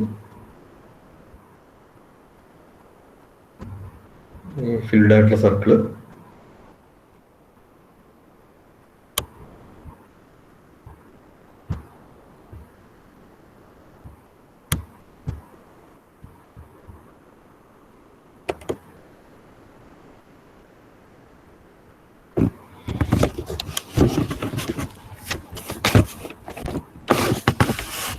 ഇനി നേരത്തെ പറഞ്ഞ ഈ രണ്ട് ഡയഗ്രത്തിന്റെ ഒരു ഡ്രോബാക്ക് പോലെ പറയാൻ പറ്റണമെന്ന് വെച്ചാൽ, ഒരു ക്ലയന്റ് ഒക്കെ വരുമ്പോൾ ഏത് ഓർഡറിലേക്ക് കൂടിയാണ് അയാൾ എന്തൊക്കെ കാര്യങ്ങളാണ് ചെയ്യണമെന്നുള്ളത് ക്ലിയർ ആയിട്ട് എൻ്റെ അത് മെൻഷൻ ചെയ്തിട്ടുണ്ടാവില്ല. ഒരു യൂസ് കേസ് എടുക്കുന്നെങ്കിൽ ഈ യൂസ് കേസിൽ ഫസ്റ്റ് യൂസർ ലോഗിൻ ചെയ്യാം, റിമോട്ടായിട്ട് മെഷീനായിട്ട് കണക്ട് ചെയ്യുക, ചാറ്റ് ചെയ്യുക എന്നുള്ളത് 3 കാര്യം അയാൾക്ക് ചെയ്യാൻ പറ്റും എന്നുള്ളതിൻ്റെ അർത്ഥമുണ്ട്. പക്ഷെ ഫസ്റ്റ് ചെയ്യാൻ പോണത് ലോഗിൻ ആണ്. ഇതിൻ്റെ മനസ്സിലാക്കാൻ പറ്റുന്ന സ്റ്റെപ്പ് എഴുതിയിട്ടുണ്ട്, ശരിക്കും അങ്ങനെ എഴുതാറില്ല. ഈ ഡയഗ്രത്തിൽ നിന്ന് ചെയ്യണതിൻ്റെ ഓർഡർ ശരിക്കും ഈസി ആയിട്ട് മനസ്സിലാകണമെന്നില്ല. അപ്പൊ ഈ ഓർഡറിന് ഇമ്പോർട്ടൻസ് കൊടുത്തിട്ടുള്ള ഇതിലെ ഡയഗ്രമാണ് ആക്ടിവിറ്റി ഡയഗ്രം എന്ന് പറയും. ഈ ഡയഗ്രത്തിന്റെ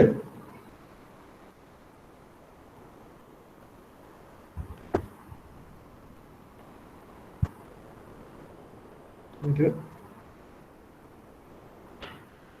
ബേസിക് ആയിട്ടുള്ളൊരു ഫിഗർ എങ്ങനെ പോകണമെന്നുള്ള മാത്രം അറിഞ്ഞിരിക്കുക. ഇതില് ത്രെഡ് ഡയഗ്രം ഈ പറഞ്ഞ പോലെ തന്നെ ഒരു സർക്കിള്, അവിടെ നിന്ന് താഴോട്ട് ആരോ,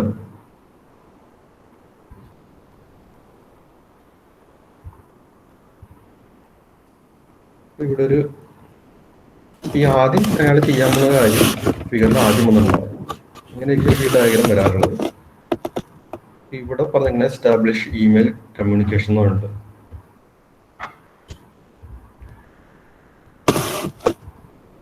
അപ്പൊ അയാൾ എന്ത് ഇമെയിൽ സെൻഡ് ചെയ്യാൻ എന്തെങ്കിലും കാര്യമായിരിക്കും മിക്കവാറും അയാൾ ഈ സോഫ്റ്റ്വെയറിൽ ആദ്യം ചെയ്യാൻ പോണത്.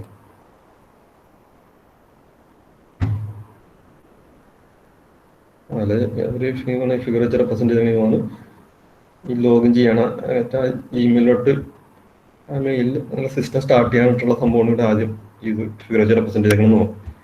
അത് കഴിഞ്ഞിട്ട് വീണ്ടും 2 ആരോ കാണിച്ചിട്ടുണ്ട്. കാരണം അത് കഴിഞ്ഞ് ചിലപ്പോൾ അയാൾ 2 കാര്യങ്ങൾ ചെയ്യാനായിട്ടുണ്ടാവും. 2 കാര്യം ചെയ്യാൻ പറ്റുമായിരിക്കും, അല്ലെങ്കിൽ ഒന്ന് സെലക്ട് ചെയ്തിട്ടൊക്കെ അയാൾ ചെയ്യണത്. ഇയാൾ ലോഗിൻ ചെയ്തെന്ന് വിചാരിക്കും. ലോഗിൻ ചെയ്ത് കഴിയുമ്പോൾ അയാൾ ചിലപ്പോൾ ചെയ്യാൻ പോണത് സെൻഡ് മെയിൽ ആയിരിക്കും, അല്ലെങ്കിൽ റിസീവ് റെസ്പോൺസ് ആയിരിക്കും. അപ്പോൾ എന്തെങ്കിലും ചിലപ്പോൾ മെയിൽ റീഡ് ചെയ്യുക എന്നുള്ളതായിരിക്കും. കാരണം മെയിലിലോട്ട് ലോഗിൻ ചെയ്ത് കഴിഞ്ഞാൽ ചിലപ്പോൾ അയാൾ എന്തെങ്കിലും മെയിൽ സെൻഡ് ചെയ്യും, അല്ലെങ്കിൽ മെയിൽ റിസീവ് ചെയ്യും. സെൻഡ് ചെയ്തിട്ട് റിസീവ് ചെയ്യാൻ ഏതാണ് അതൊക്കെ ഇഷ്ടമുള്ള ചെയ്യാൻ പറ്റും. രണ്ടും ഏതാണ് ആദ്യം ചെയ്യണമെന്ന് ഉറപ്പില്ല. അങ്ങനെ ഉറപ്പില്ലാത്ത കാര്യങ്ങൾ ഒരേ ലെവലിൽ വരച്ചു വെക്കും.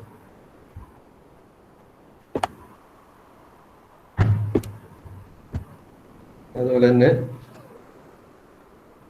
മെയിൽ സെൻഡ് ചെയ്യണം എന്നുള്ളതാണ് അയാൾ രണ്ടാമത് ചെയ്യേണ്ടത്. മെയിൽ സെൻഡ് ചെയ്യാൻ ചെയ്യാൻ വരും.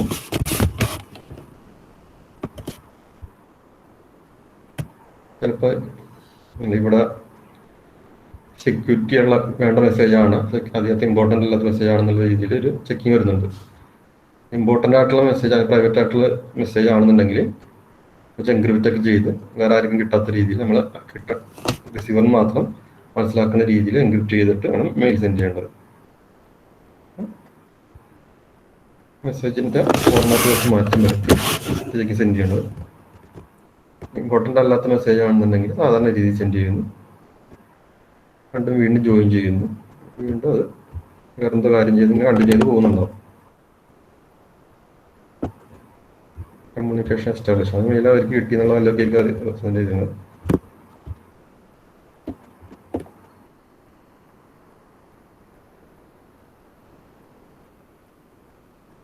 ഇതിലേക്ക് ഒരു ഇമെയിലിനല്ല ഉദ്ദേശിക്കും, ഇമെയിൽ പോലെ തന്നെ വേറെ പ്രത്യേക ടൈപ്പിലെ മെസ്സേജിങ്ങിൻ്റെ സോഫ്റ്റ്വെയർ ആണെന്ന് തോന്നുന്നു. കാരണം ഇവരെന്തോ റിക്വസ്റ്റ് അയച്ചിട്ട് ആ റിക്വസ്റ്റിൻ്റെ റെസ്പോൺസിന് വേണ്ടി വെയിറ്റ് ചെയ്യേണ്ടി വരും. കുറേ നേരം വെയിറ്റ് ചെയ്തിട്ടും കിട്ടിയില്ല, അങ്ങനെ ലെറ്റർ ഒന്ന് ക്ലോസ് ചെയ്തു.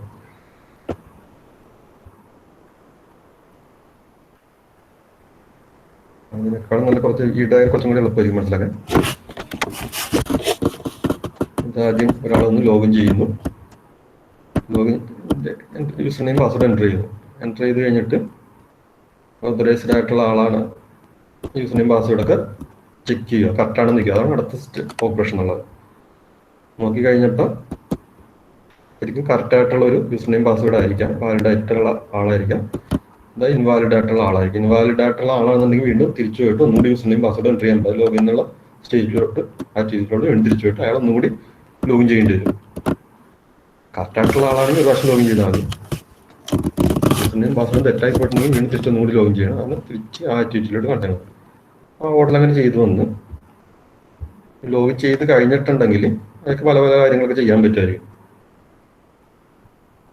അപ്പോൾ പാരലായിട്ട് ചെയ്യാൻ പറ്റിയ കാര്യങ്ങൾ ഡിവൈഡ് ചെയ്ത് കാണിക്കാം.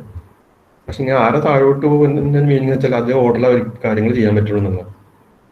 ഇപ്പം എന്തോ പ്രൊഡക്റ്റ് സെർച്ച് ചെയ്യുന്നു, എന്തോ പ്രൊഡക്റ്റ് പർച്ചേസ് ചെയ്യാൻ ഓൺലൈൻ ഓർഡറിൻ്റെ ഡയഗ്രാമെന്ന് തോന്നുന്നു. അപ്പം പർച്ചേസ് ചെയ്യേണ്ട പ്രൊഡക്റ്റ് ഇതിൽ എൻ്റർ ചെയ്യുന്നു, സെർച്ച് ചെയ്ത് നോക്കുന്നു.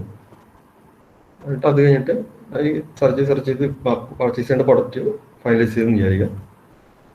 സാധാരണ നമ്മൾ ഓൺലൈൻ ഓർഡർ ചെയ്യുമ്പോൾ കാർട്ട് എന്നുള്ള സംഭവത്തിലോട്ട് നമ്മൾ ആഡ് ചെയ്യും. ഫൈനൽ ഓർഡർ കൊടുക്കുന്നതിന് മുമ്പ് കാർട്ടിലോട്ട് ഓർഡർ ചെയ്യണം എന്നുള്ള അടുത്ത ഓപ്പറേഷൻ ചെയ്യുന്നു. കാർട്ടിലോട്ട് ആഡ് ചെയ്ത് കഴിഞ്ഞാൽ പിന്നീട് വേണമെങ്കിൽ ഓർഡർ ക്യാൻസൽ ചെയ്യാം, വേണമെങ്കിൽ ക്യാൻസൽ ചെയ്യാം, വേണമെങ്കിൽ ക്യാൻസൽ എന്നുള്ള ഓപ്പറേഷനിലോട്ട് പോകും. അല്ലെങ്കിൽ മേക്ക് പേയ്മെൻറ്റ്, അതായത് ഓർഡർ കൺഫേം ചെയ്യാൻ വേണ്ടിയിട്ട് നമ്മൾ ആ സോഫ്റ്റ്വെയർ യൂസ് ചെയ്ത് പേയ്മെൻറ്റ് ചെയ്യും. പേയ്മെൻറ്റും കൂടി കഴിഞ്ഞിട്ടുണ്ടെങ്കിൽ ഓർഡർ കൺഫേം ആയി എന്നുള്ളതാണ്. ഏത് ഓർഡറിലാണ് കാര്യങ്ങൾ ചെയ്യണമെന്ന് ആ സോഫ്റ്റ്വെയർ ചെയ്യണമെന്നുള്ളത് നമുക്ക് ഈ ഡയറക്റ്റ് എളുപ്പം മനസ്സിലാകും.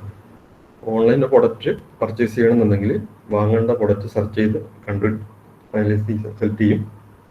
അത് കഴിഞ്ഞിട്ട് കാർട്ടിലോട്ട് ആഡ് ചെയ്യും, അത് കഴിഞ്ഞ് പേയ്മെൻറ്റ് ചെയ്യും. അത് കൂടി കഴിഞ്ഞാൽ ഓർഡർ കൺഫേം ചെയ്യുള്ളൂ.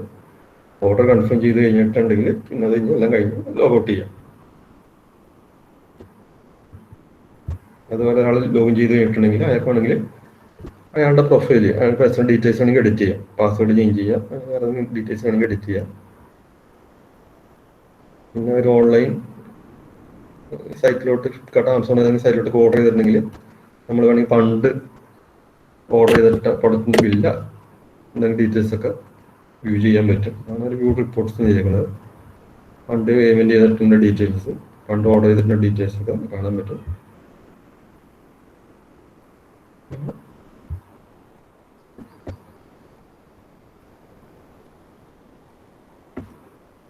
അപ്പോൾ ആക്ടിവിറ്റിയുടെ കാര്യത്തിൽ ഇത്രയും വലിയ കോംപ്ലിക്കേറ്റഡ് ആണെന്ന് ചോദിക്കുന്നില്ല.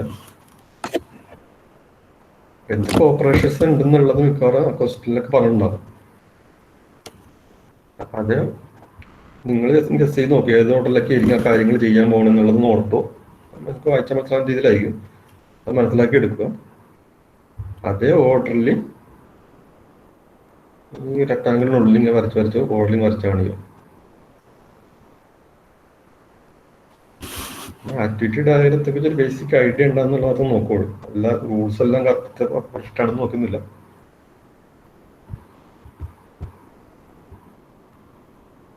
പിന്നെ ആക്ടിവിറ്റി ഡയഗ്രാമിന് വേറെ ഡയഗ്രാം ഉണ്ട്, സീക്വൻസ് ഡയഗ്രാം ഉണ്ട്.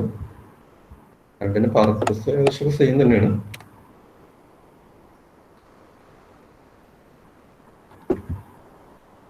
ഡയഗ്രാം വരക്കണ രീതി കുറച്ച് മാറുന്നുണ്ട്, അത് പറഞ്ഞിരിക്കും.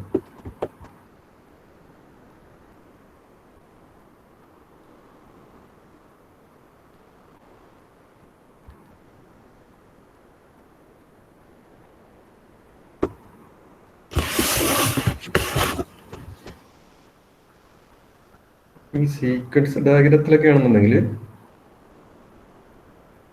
ഡയഗ്രാം വരക്കണ ഒരു ബേസിക് രീതി അറിഞ്ഞിരിക്കുക, അതാണ് എനിക്ക് ആവശ്യമുള്ളൂ. കാരണം ഏതെങ്കിലും ഒരു ഓപ്പറേഷന് വേണ്ടിയിട്ട് അല്ലെങ്കിൽ അതൊരു ബേസിക് ആയിട്ടുള്ളൊരു ഫംഗ്ഷൻ്റെ കാര്യം ആ സോഫ്റ്റ്വെയർ ചെയ്യുന്ന ഏതൊരു കാര്യം മിക്കവാറും ഡയഗ്രത്തിൽ മിക്കവാറും റെപ്രസെന്റ് ചെയ്തിട്ടുണ്ടാവും. കാരണം ആ കാര്യം ചെയ്ത് തീർക്കാൻ വേണ്ടി വളരെ ചെറിയ ചെറിയ കാര്യങ്ങൾ ഓർഡർ ചെയ്യേണ്ട ഇതുണ്ടാവും. ഈ ഡയഗ്രത്തിൽ നിന്ന് ഒരു മെയിൽ സെൻഡ് ചെയ്യണമെന്നുണ്ടെങ്കിൽ ഒരു സോഫ്റ്റ്വെയർ യൂസ് മെയിൽ സെൻഡ് ചെയ്യണമെങ്കിൽ അതിൻ്റെ ഓർഡർ ഉണ്ടാവും. കാരണം യൂസർ നെയിം എൻ്റർ ചെയ്യണം, പിന്നെ പാസ്വേഡ് എൻ്റർ ചെയ്യണം, കറക്റ്റാണ് എന്നുള്ള സിസ്റ്റം ചെക്ക് ചെയ്യണം. അത് കഴിഞ്ഞിട്ട് കമ്പോസിൻ്റെ ഓപ്പൺ ചെയ്യണം, വിൻഡോ ഓപ്പൺ ചെയ്യണം, അത് കണ്ടന്റ് ടൈപ്പ് ചെയ്യണം, സെൻഡ് ബട്ടൺ ക്ലിക്ക് ചെയ്യണം, പിന്നെ സെൻഡ് ആവും. പ്രത്യേക ഒരു ഓർഡർ ഉണ്ടാവും ഒരു ചെറിയ കാര്യം ചെയ്യണമെങ്കിൽ തന്നെ. ഈ ഡയഗ്രത്തിൽ നിന്ന് ആ ചെറിയ കാര്യങ്ങളുടെ ഓർഡർ മനസ്സിലാക്കി എടുക്കാൻ പറ്റും. അതേപോലെ തന്നെ ആ ചെറിയ കാര്യം നടക്കുമ്പോൾ ആ കാര്യത്തിൽ ആരൊക്കെ ഇൻവോൾവ് ആവുന്നുണ്ട്, അല്ലെങ്കിൽ ആ സോഫ്റ്റ്വെയറിൽ ഏതൊക്കെ പാർട്സ് അല്ലെങ്കിൽ ഏതൊക്കെ ഒബ്ജക്ട്സ് ഇൻവോൾവ് ആവുന്നുണ്ടെന്നുള്ളത് മനസ്സിലാക്കി എടുക്കാൻ പറ്റും.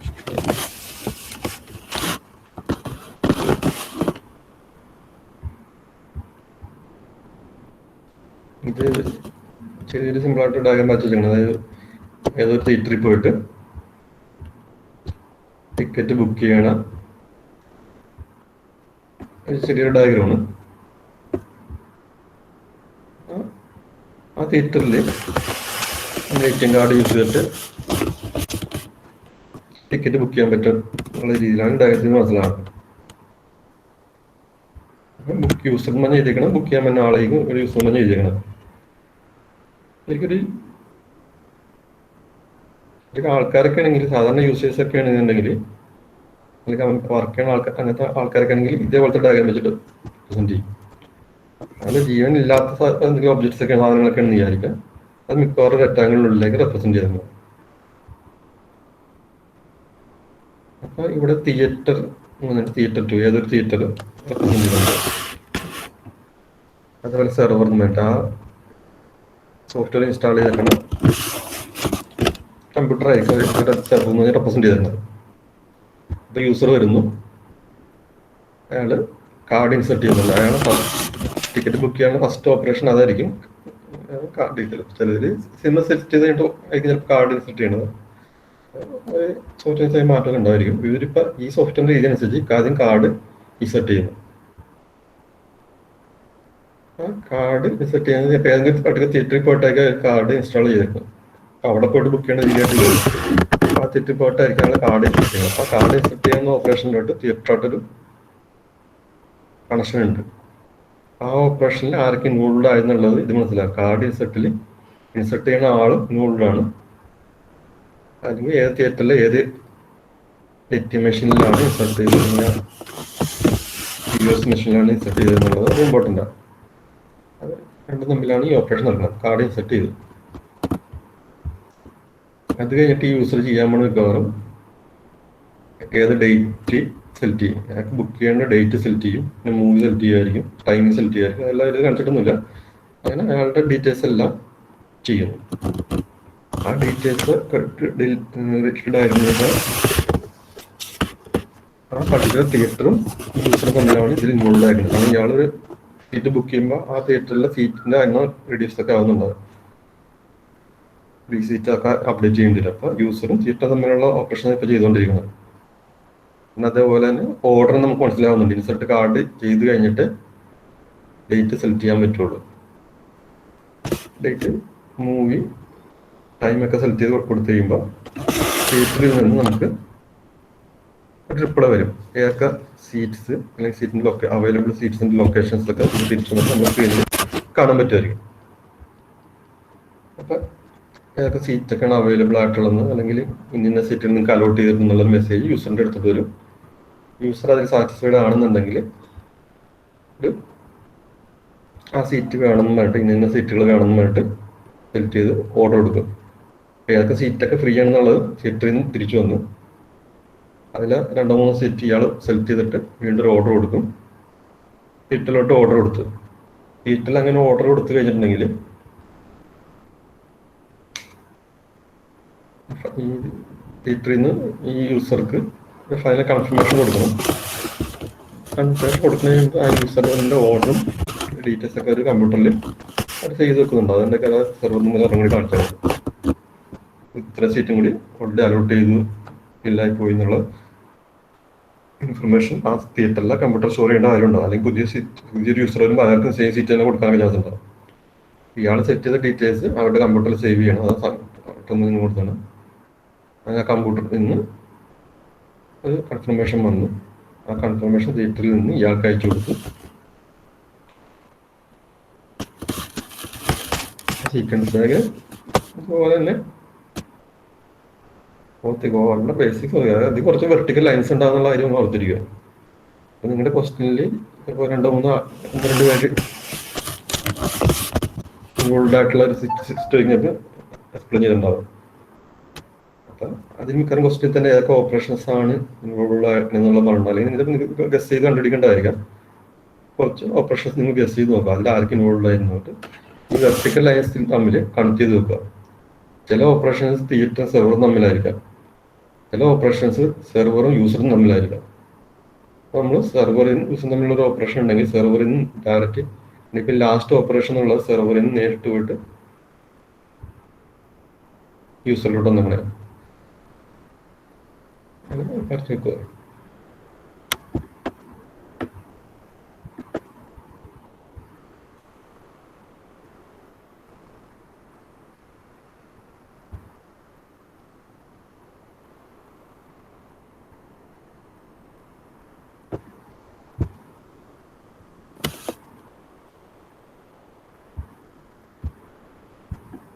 ഇവിടെ ഒരു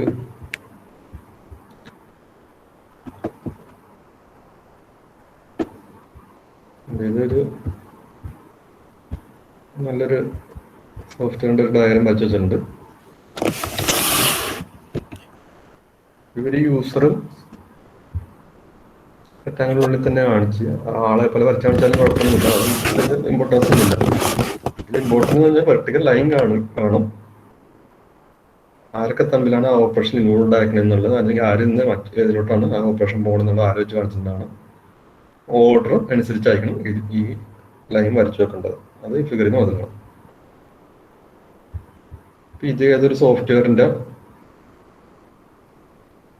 ഡയഗ്രം കാണിച്ചിട്ടുണ്ട്. ആ സോഫ്റ്റ്വെയർ എന്നുണ്ടെങ്കിൽ ഈ യൂസറിന്റെ ഫോട്ടോ എടുത്തിട്ട് ആ യൂസറിന്റെ ഫോട്ടോയിൽ നിന്ന് ആ യൂസറിന്റെ ഒരു മൂഡ് ആ മൈൻഡൊക്കെ മനസ്സിലാക്കി എടുത്തിട്ട് ഹാപ്പി മൂഡാണ്, സാഡായിട്ടുള്ള മൂഡാണെന്നൊക്കെ മനസ്സിലാക്കി എടുത്തിട്ട് അതിനനുസരിച്ചുള്ള ഒരു മ്യൂസിക് പ്ലേ ചെയ്ത് കൊടുക്കാനുള്ള രീതിയിലുള്ള എന്തൊരു സോഫ്റ്റ്വെയറിന്റെ ഡയഗ്രം വരച്ചേക്കണേ. അങ്ങനത്തെ ഒരു ഡയഗ്രം എന്ന് പറയുമ്പോൾ യൂസർ വരുന്നു, യൂസർ വന്നിട്ട് ആപ്ലിക്കേഷൻ റൺ ചെയ്യണം. ഏതൊരു ചിലപ്പോൾ മൊബൈലിലായിരിക്കാം അല്ലെങ്കിൽ കമ്പ്യൂട്ടറിലായിരിക്കാം ആപ്ലിക്കേഷൻ ഉള്ളത്. ആ ആപ്ലിക്കേഷൻ റൺ ചെയ്യണം. ആപ്ലിക്കേഷൻ ആ ഡിവൈസുമായിട്ടൊരു കണക്ഷൻ വന്നിട്ടുണ്ട്. പിന്നെ ആ ഡിവൈസ് അതൊരു സോഫ്റ്റ്വെയർ റൺ ചെയ്യുന്നത്. ആ സോഫ്റ്റ്വെയർ ഈ വന്ന ആളുടെ ഫേസിന്റെ ഫോട്ടോ എടുക്കണം. അപ്പോൾ ആ സോഫ്റ്റ്വെയർ ഈ സെക്കൻഡ് സ്റ്റെപ്പിൽ ഈ വെബ് ക്യാമറ അക്സസ് ചെയ്യുന്നു. എന്നിട്ട് പിന്നെ വെബ് ക്യാമറ യൂസ് ചെയ്ത് ഫോട്ടോ എടുക്കുന്നു. ഇയാളുടെ ഫോട്ടോ എടുക്കണം. അതുകൊണ്ടിട്ട് ഇയാളിലോട്ട് ഒരാരോ കാണിച്ചു ഡിവൈസ് എടുക്കുന്ന ഫോട്ടോ ആ ഗെറ്റ് ഫോട്ടോ എന്നുള്ള ഓപ്പറേഷൻ എടുക്കണം. ആ ഫോട്ടോയിൽ ആരൊക്കെ ഇൻവോൾവ് ആവുന്നുണ്ട്, അങ്ങനെ യൂസർ ഇൻവോൾവ് ആവുന്നുണ്ട്, യൂസറിന്റെ ഫോട്ടോ എടുക്കുന്നത്. അപ്പോൾ യൂസറിലോട്ട് ആരോ കാണിക്കുന്നു. ഫോട്ടോ എടുത്തു. അപ്പോൾ ഡിജിറ്റൽ ഫേസ് ഫോട്ടോ എടുത്തു എന്നുള്ള ഉദ്ദേശിക്കുന്നത്. ഡിജിറ്റൽ ഫേസ് ഫോട്ടോ യൂസറിന്റെ ഫോട്ടോ വീണ്ടും ഈ ഡിവൈസിലോട്ട് തിരിച്ചു വന്നു. അപ്പോൾ ഡിവൈസിന് ഫോട്ടോ കിട്ടി. ഫോട്ടോ കിട്ടിക്കഴിഞ്ഞാൽ പിന്നെ ആ ഡിവൈസ് ചെയ്യാൻ പോണെന്ന് വെച്ചാൽ ഈ അത് പ്രോസസ് ചെയ്തിട്ട് ഇയാളുടെ മൂഡ് എന്താണെന്നുള്ളത് കണ്ടുപിടിച്ചെടുക്കണം. ഫോട്ടോ ഒന്ന് ഹാപ്പി മൂഡാണ്, ഹാപ്പി മൂഡിലാണെന്നൊക്കെ കണ്ടുപിടിച്ചെടുക്കാൻ പറ്റും. കണ്ടുപിടിച്ചെടുക്കാം. ഒരു ഡാറ്റാബേസ് എന്ന് കാണിച്ചിട്ടുണ്ട്. കമ്പ്യൂട്ടറിൻ്റെ ഉള്ളിൽ സ്റ്റോർ ചെയ്ത കുറെ ഫയൽസ് ഒക്കെ ആയിരിക്കാം. ഹാപ്പി മൂഡിലെ കുറെ ഫേസസ് അത് ഉണ്ടാവും, സാഡ് മൂഡിലെ കുറെ ഫേസസ് ഉണ്ടാവും. ഈ വന്ന ആളുടെ ഫോട്ടോയും മറ്റേ ഡാറ്റാബേസിലുള്ള ഫോട്ടോസും കമ്പയർ ചെയ്തിട്ട് അല്ലെങ്കിൽ സാഡ് മൂഡാണ് ഏത് മൂഡാണെന്നുള്ള കണ്ടുപിടിക്കാൻ പറ്റും. അങ്ങനെ കണ്ടുപിടിക്കുന്നുണ്ടായിരിക്കും. അതുകൊണ്ടാണ് ഡാറ്റാബേസ് എന്ന് കാണിച്ചിരിക്കുന്നത്.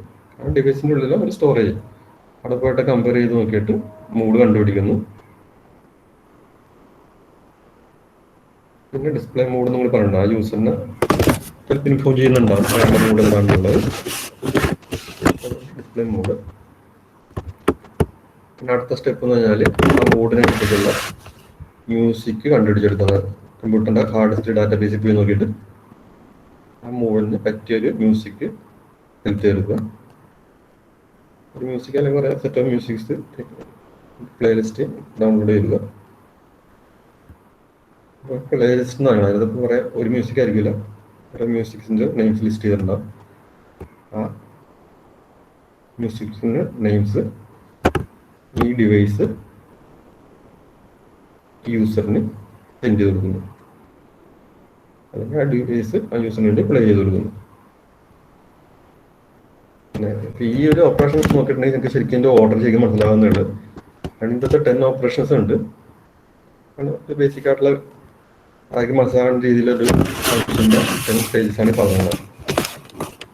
ഓരോ ഓപ്പറേഷൻ എഴുതുമ്പോൾ ആ ഓപ്പറേഷൻ ജനറേറ്റ് ചെയ്യുന്ന ആരാണ്, അതിൻ്റെ ഫൈനൽ റിസൾട്ട് ആരിലോട്ടാ പോകണം എന്നുള്ള രീതിയിൽ ആരെ വരച്ച് കാണിച്ചിട്ടുണ്ടാവും. കുറേ വെർട്ടിക്കൽ ലൈൻസ് ഉണ്ടാവും. ഓരോ വെർട്ടിക്കൽ ലൈനിലും ആ സോഫ്റ്റ്വെയറിൽ ഓരോ എന്തെങ്കിലും ഒരു സാധനം ആയിരിക്കും. അപ്പോൾ ഡിവൈസ് ആയിരിക്കാം, നിങ്ങൾ സോഫ്റ്റ്വെയർ യൂസ് ചെയ്യുന്ന ആരെങ്കിലും ആയിരിക്കാം. ഒരു യൂസർ എന്തെങ്കിലും ആ ഡിവൈസിലോട്ട് എൻ്റർ ചെയ്യുമ്പോൾ യൂസറിൽ നിന്ന് ആ ഡിവൈസിലോട്ട് ആരോ കാണിച്ചിട്ടുണ്ടാവും. അതേപോലെ ആ ഡിവൈസ് ആ യൂസറിന് എന്തെങ്കിലും ഡിസ്പ്ലേ കൊടുക്കുമ്പോൾ ഡിവൈസിൽ നിന്ന് യൂസറിലോട്ട് ആരോ കാണിച്ചിട്ടുണ്ടാവും. ആണ് ഡിവൈസിൽ നിന്ന് യൂസറിലോട്ട് ഒരു ഔട്ട്പുട്ട് പോകണം.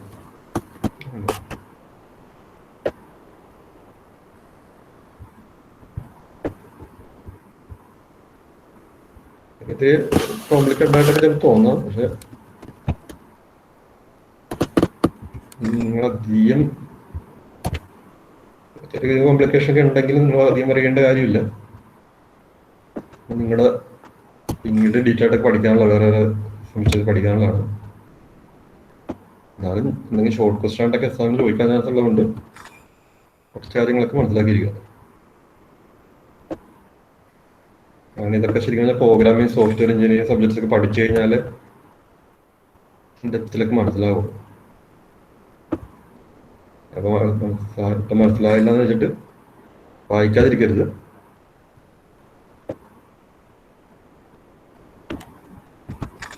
ട്രൈ ചെയ്ത് നോക്കുക. പഠിക്കാൻ പറ്റുന്നവർ കൂടുതൽ എടുത്ത് പഠിക്കുക. കാരണം ഇപ്പം പഠിച്ചില്ലെങ്കിലും പിന്നീട് ആയാലും ഡീറ്റെയിൽ ആയിട്ട് പഠിക്കാനുള്ളതാണ്, വേറെ സബ്ജക്റ്റ് പഠിക്കാൻ.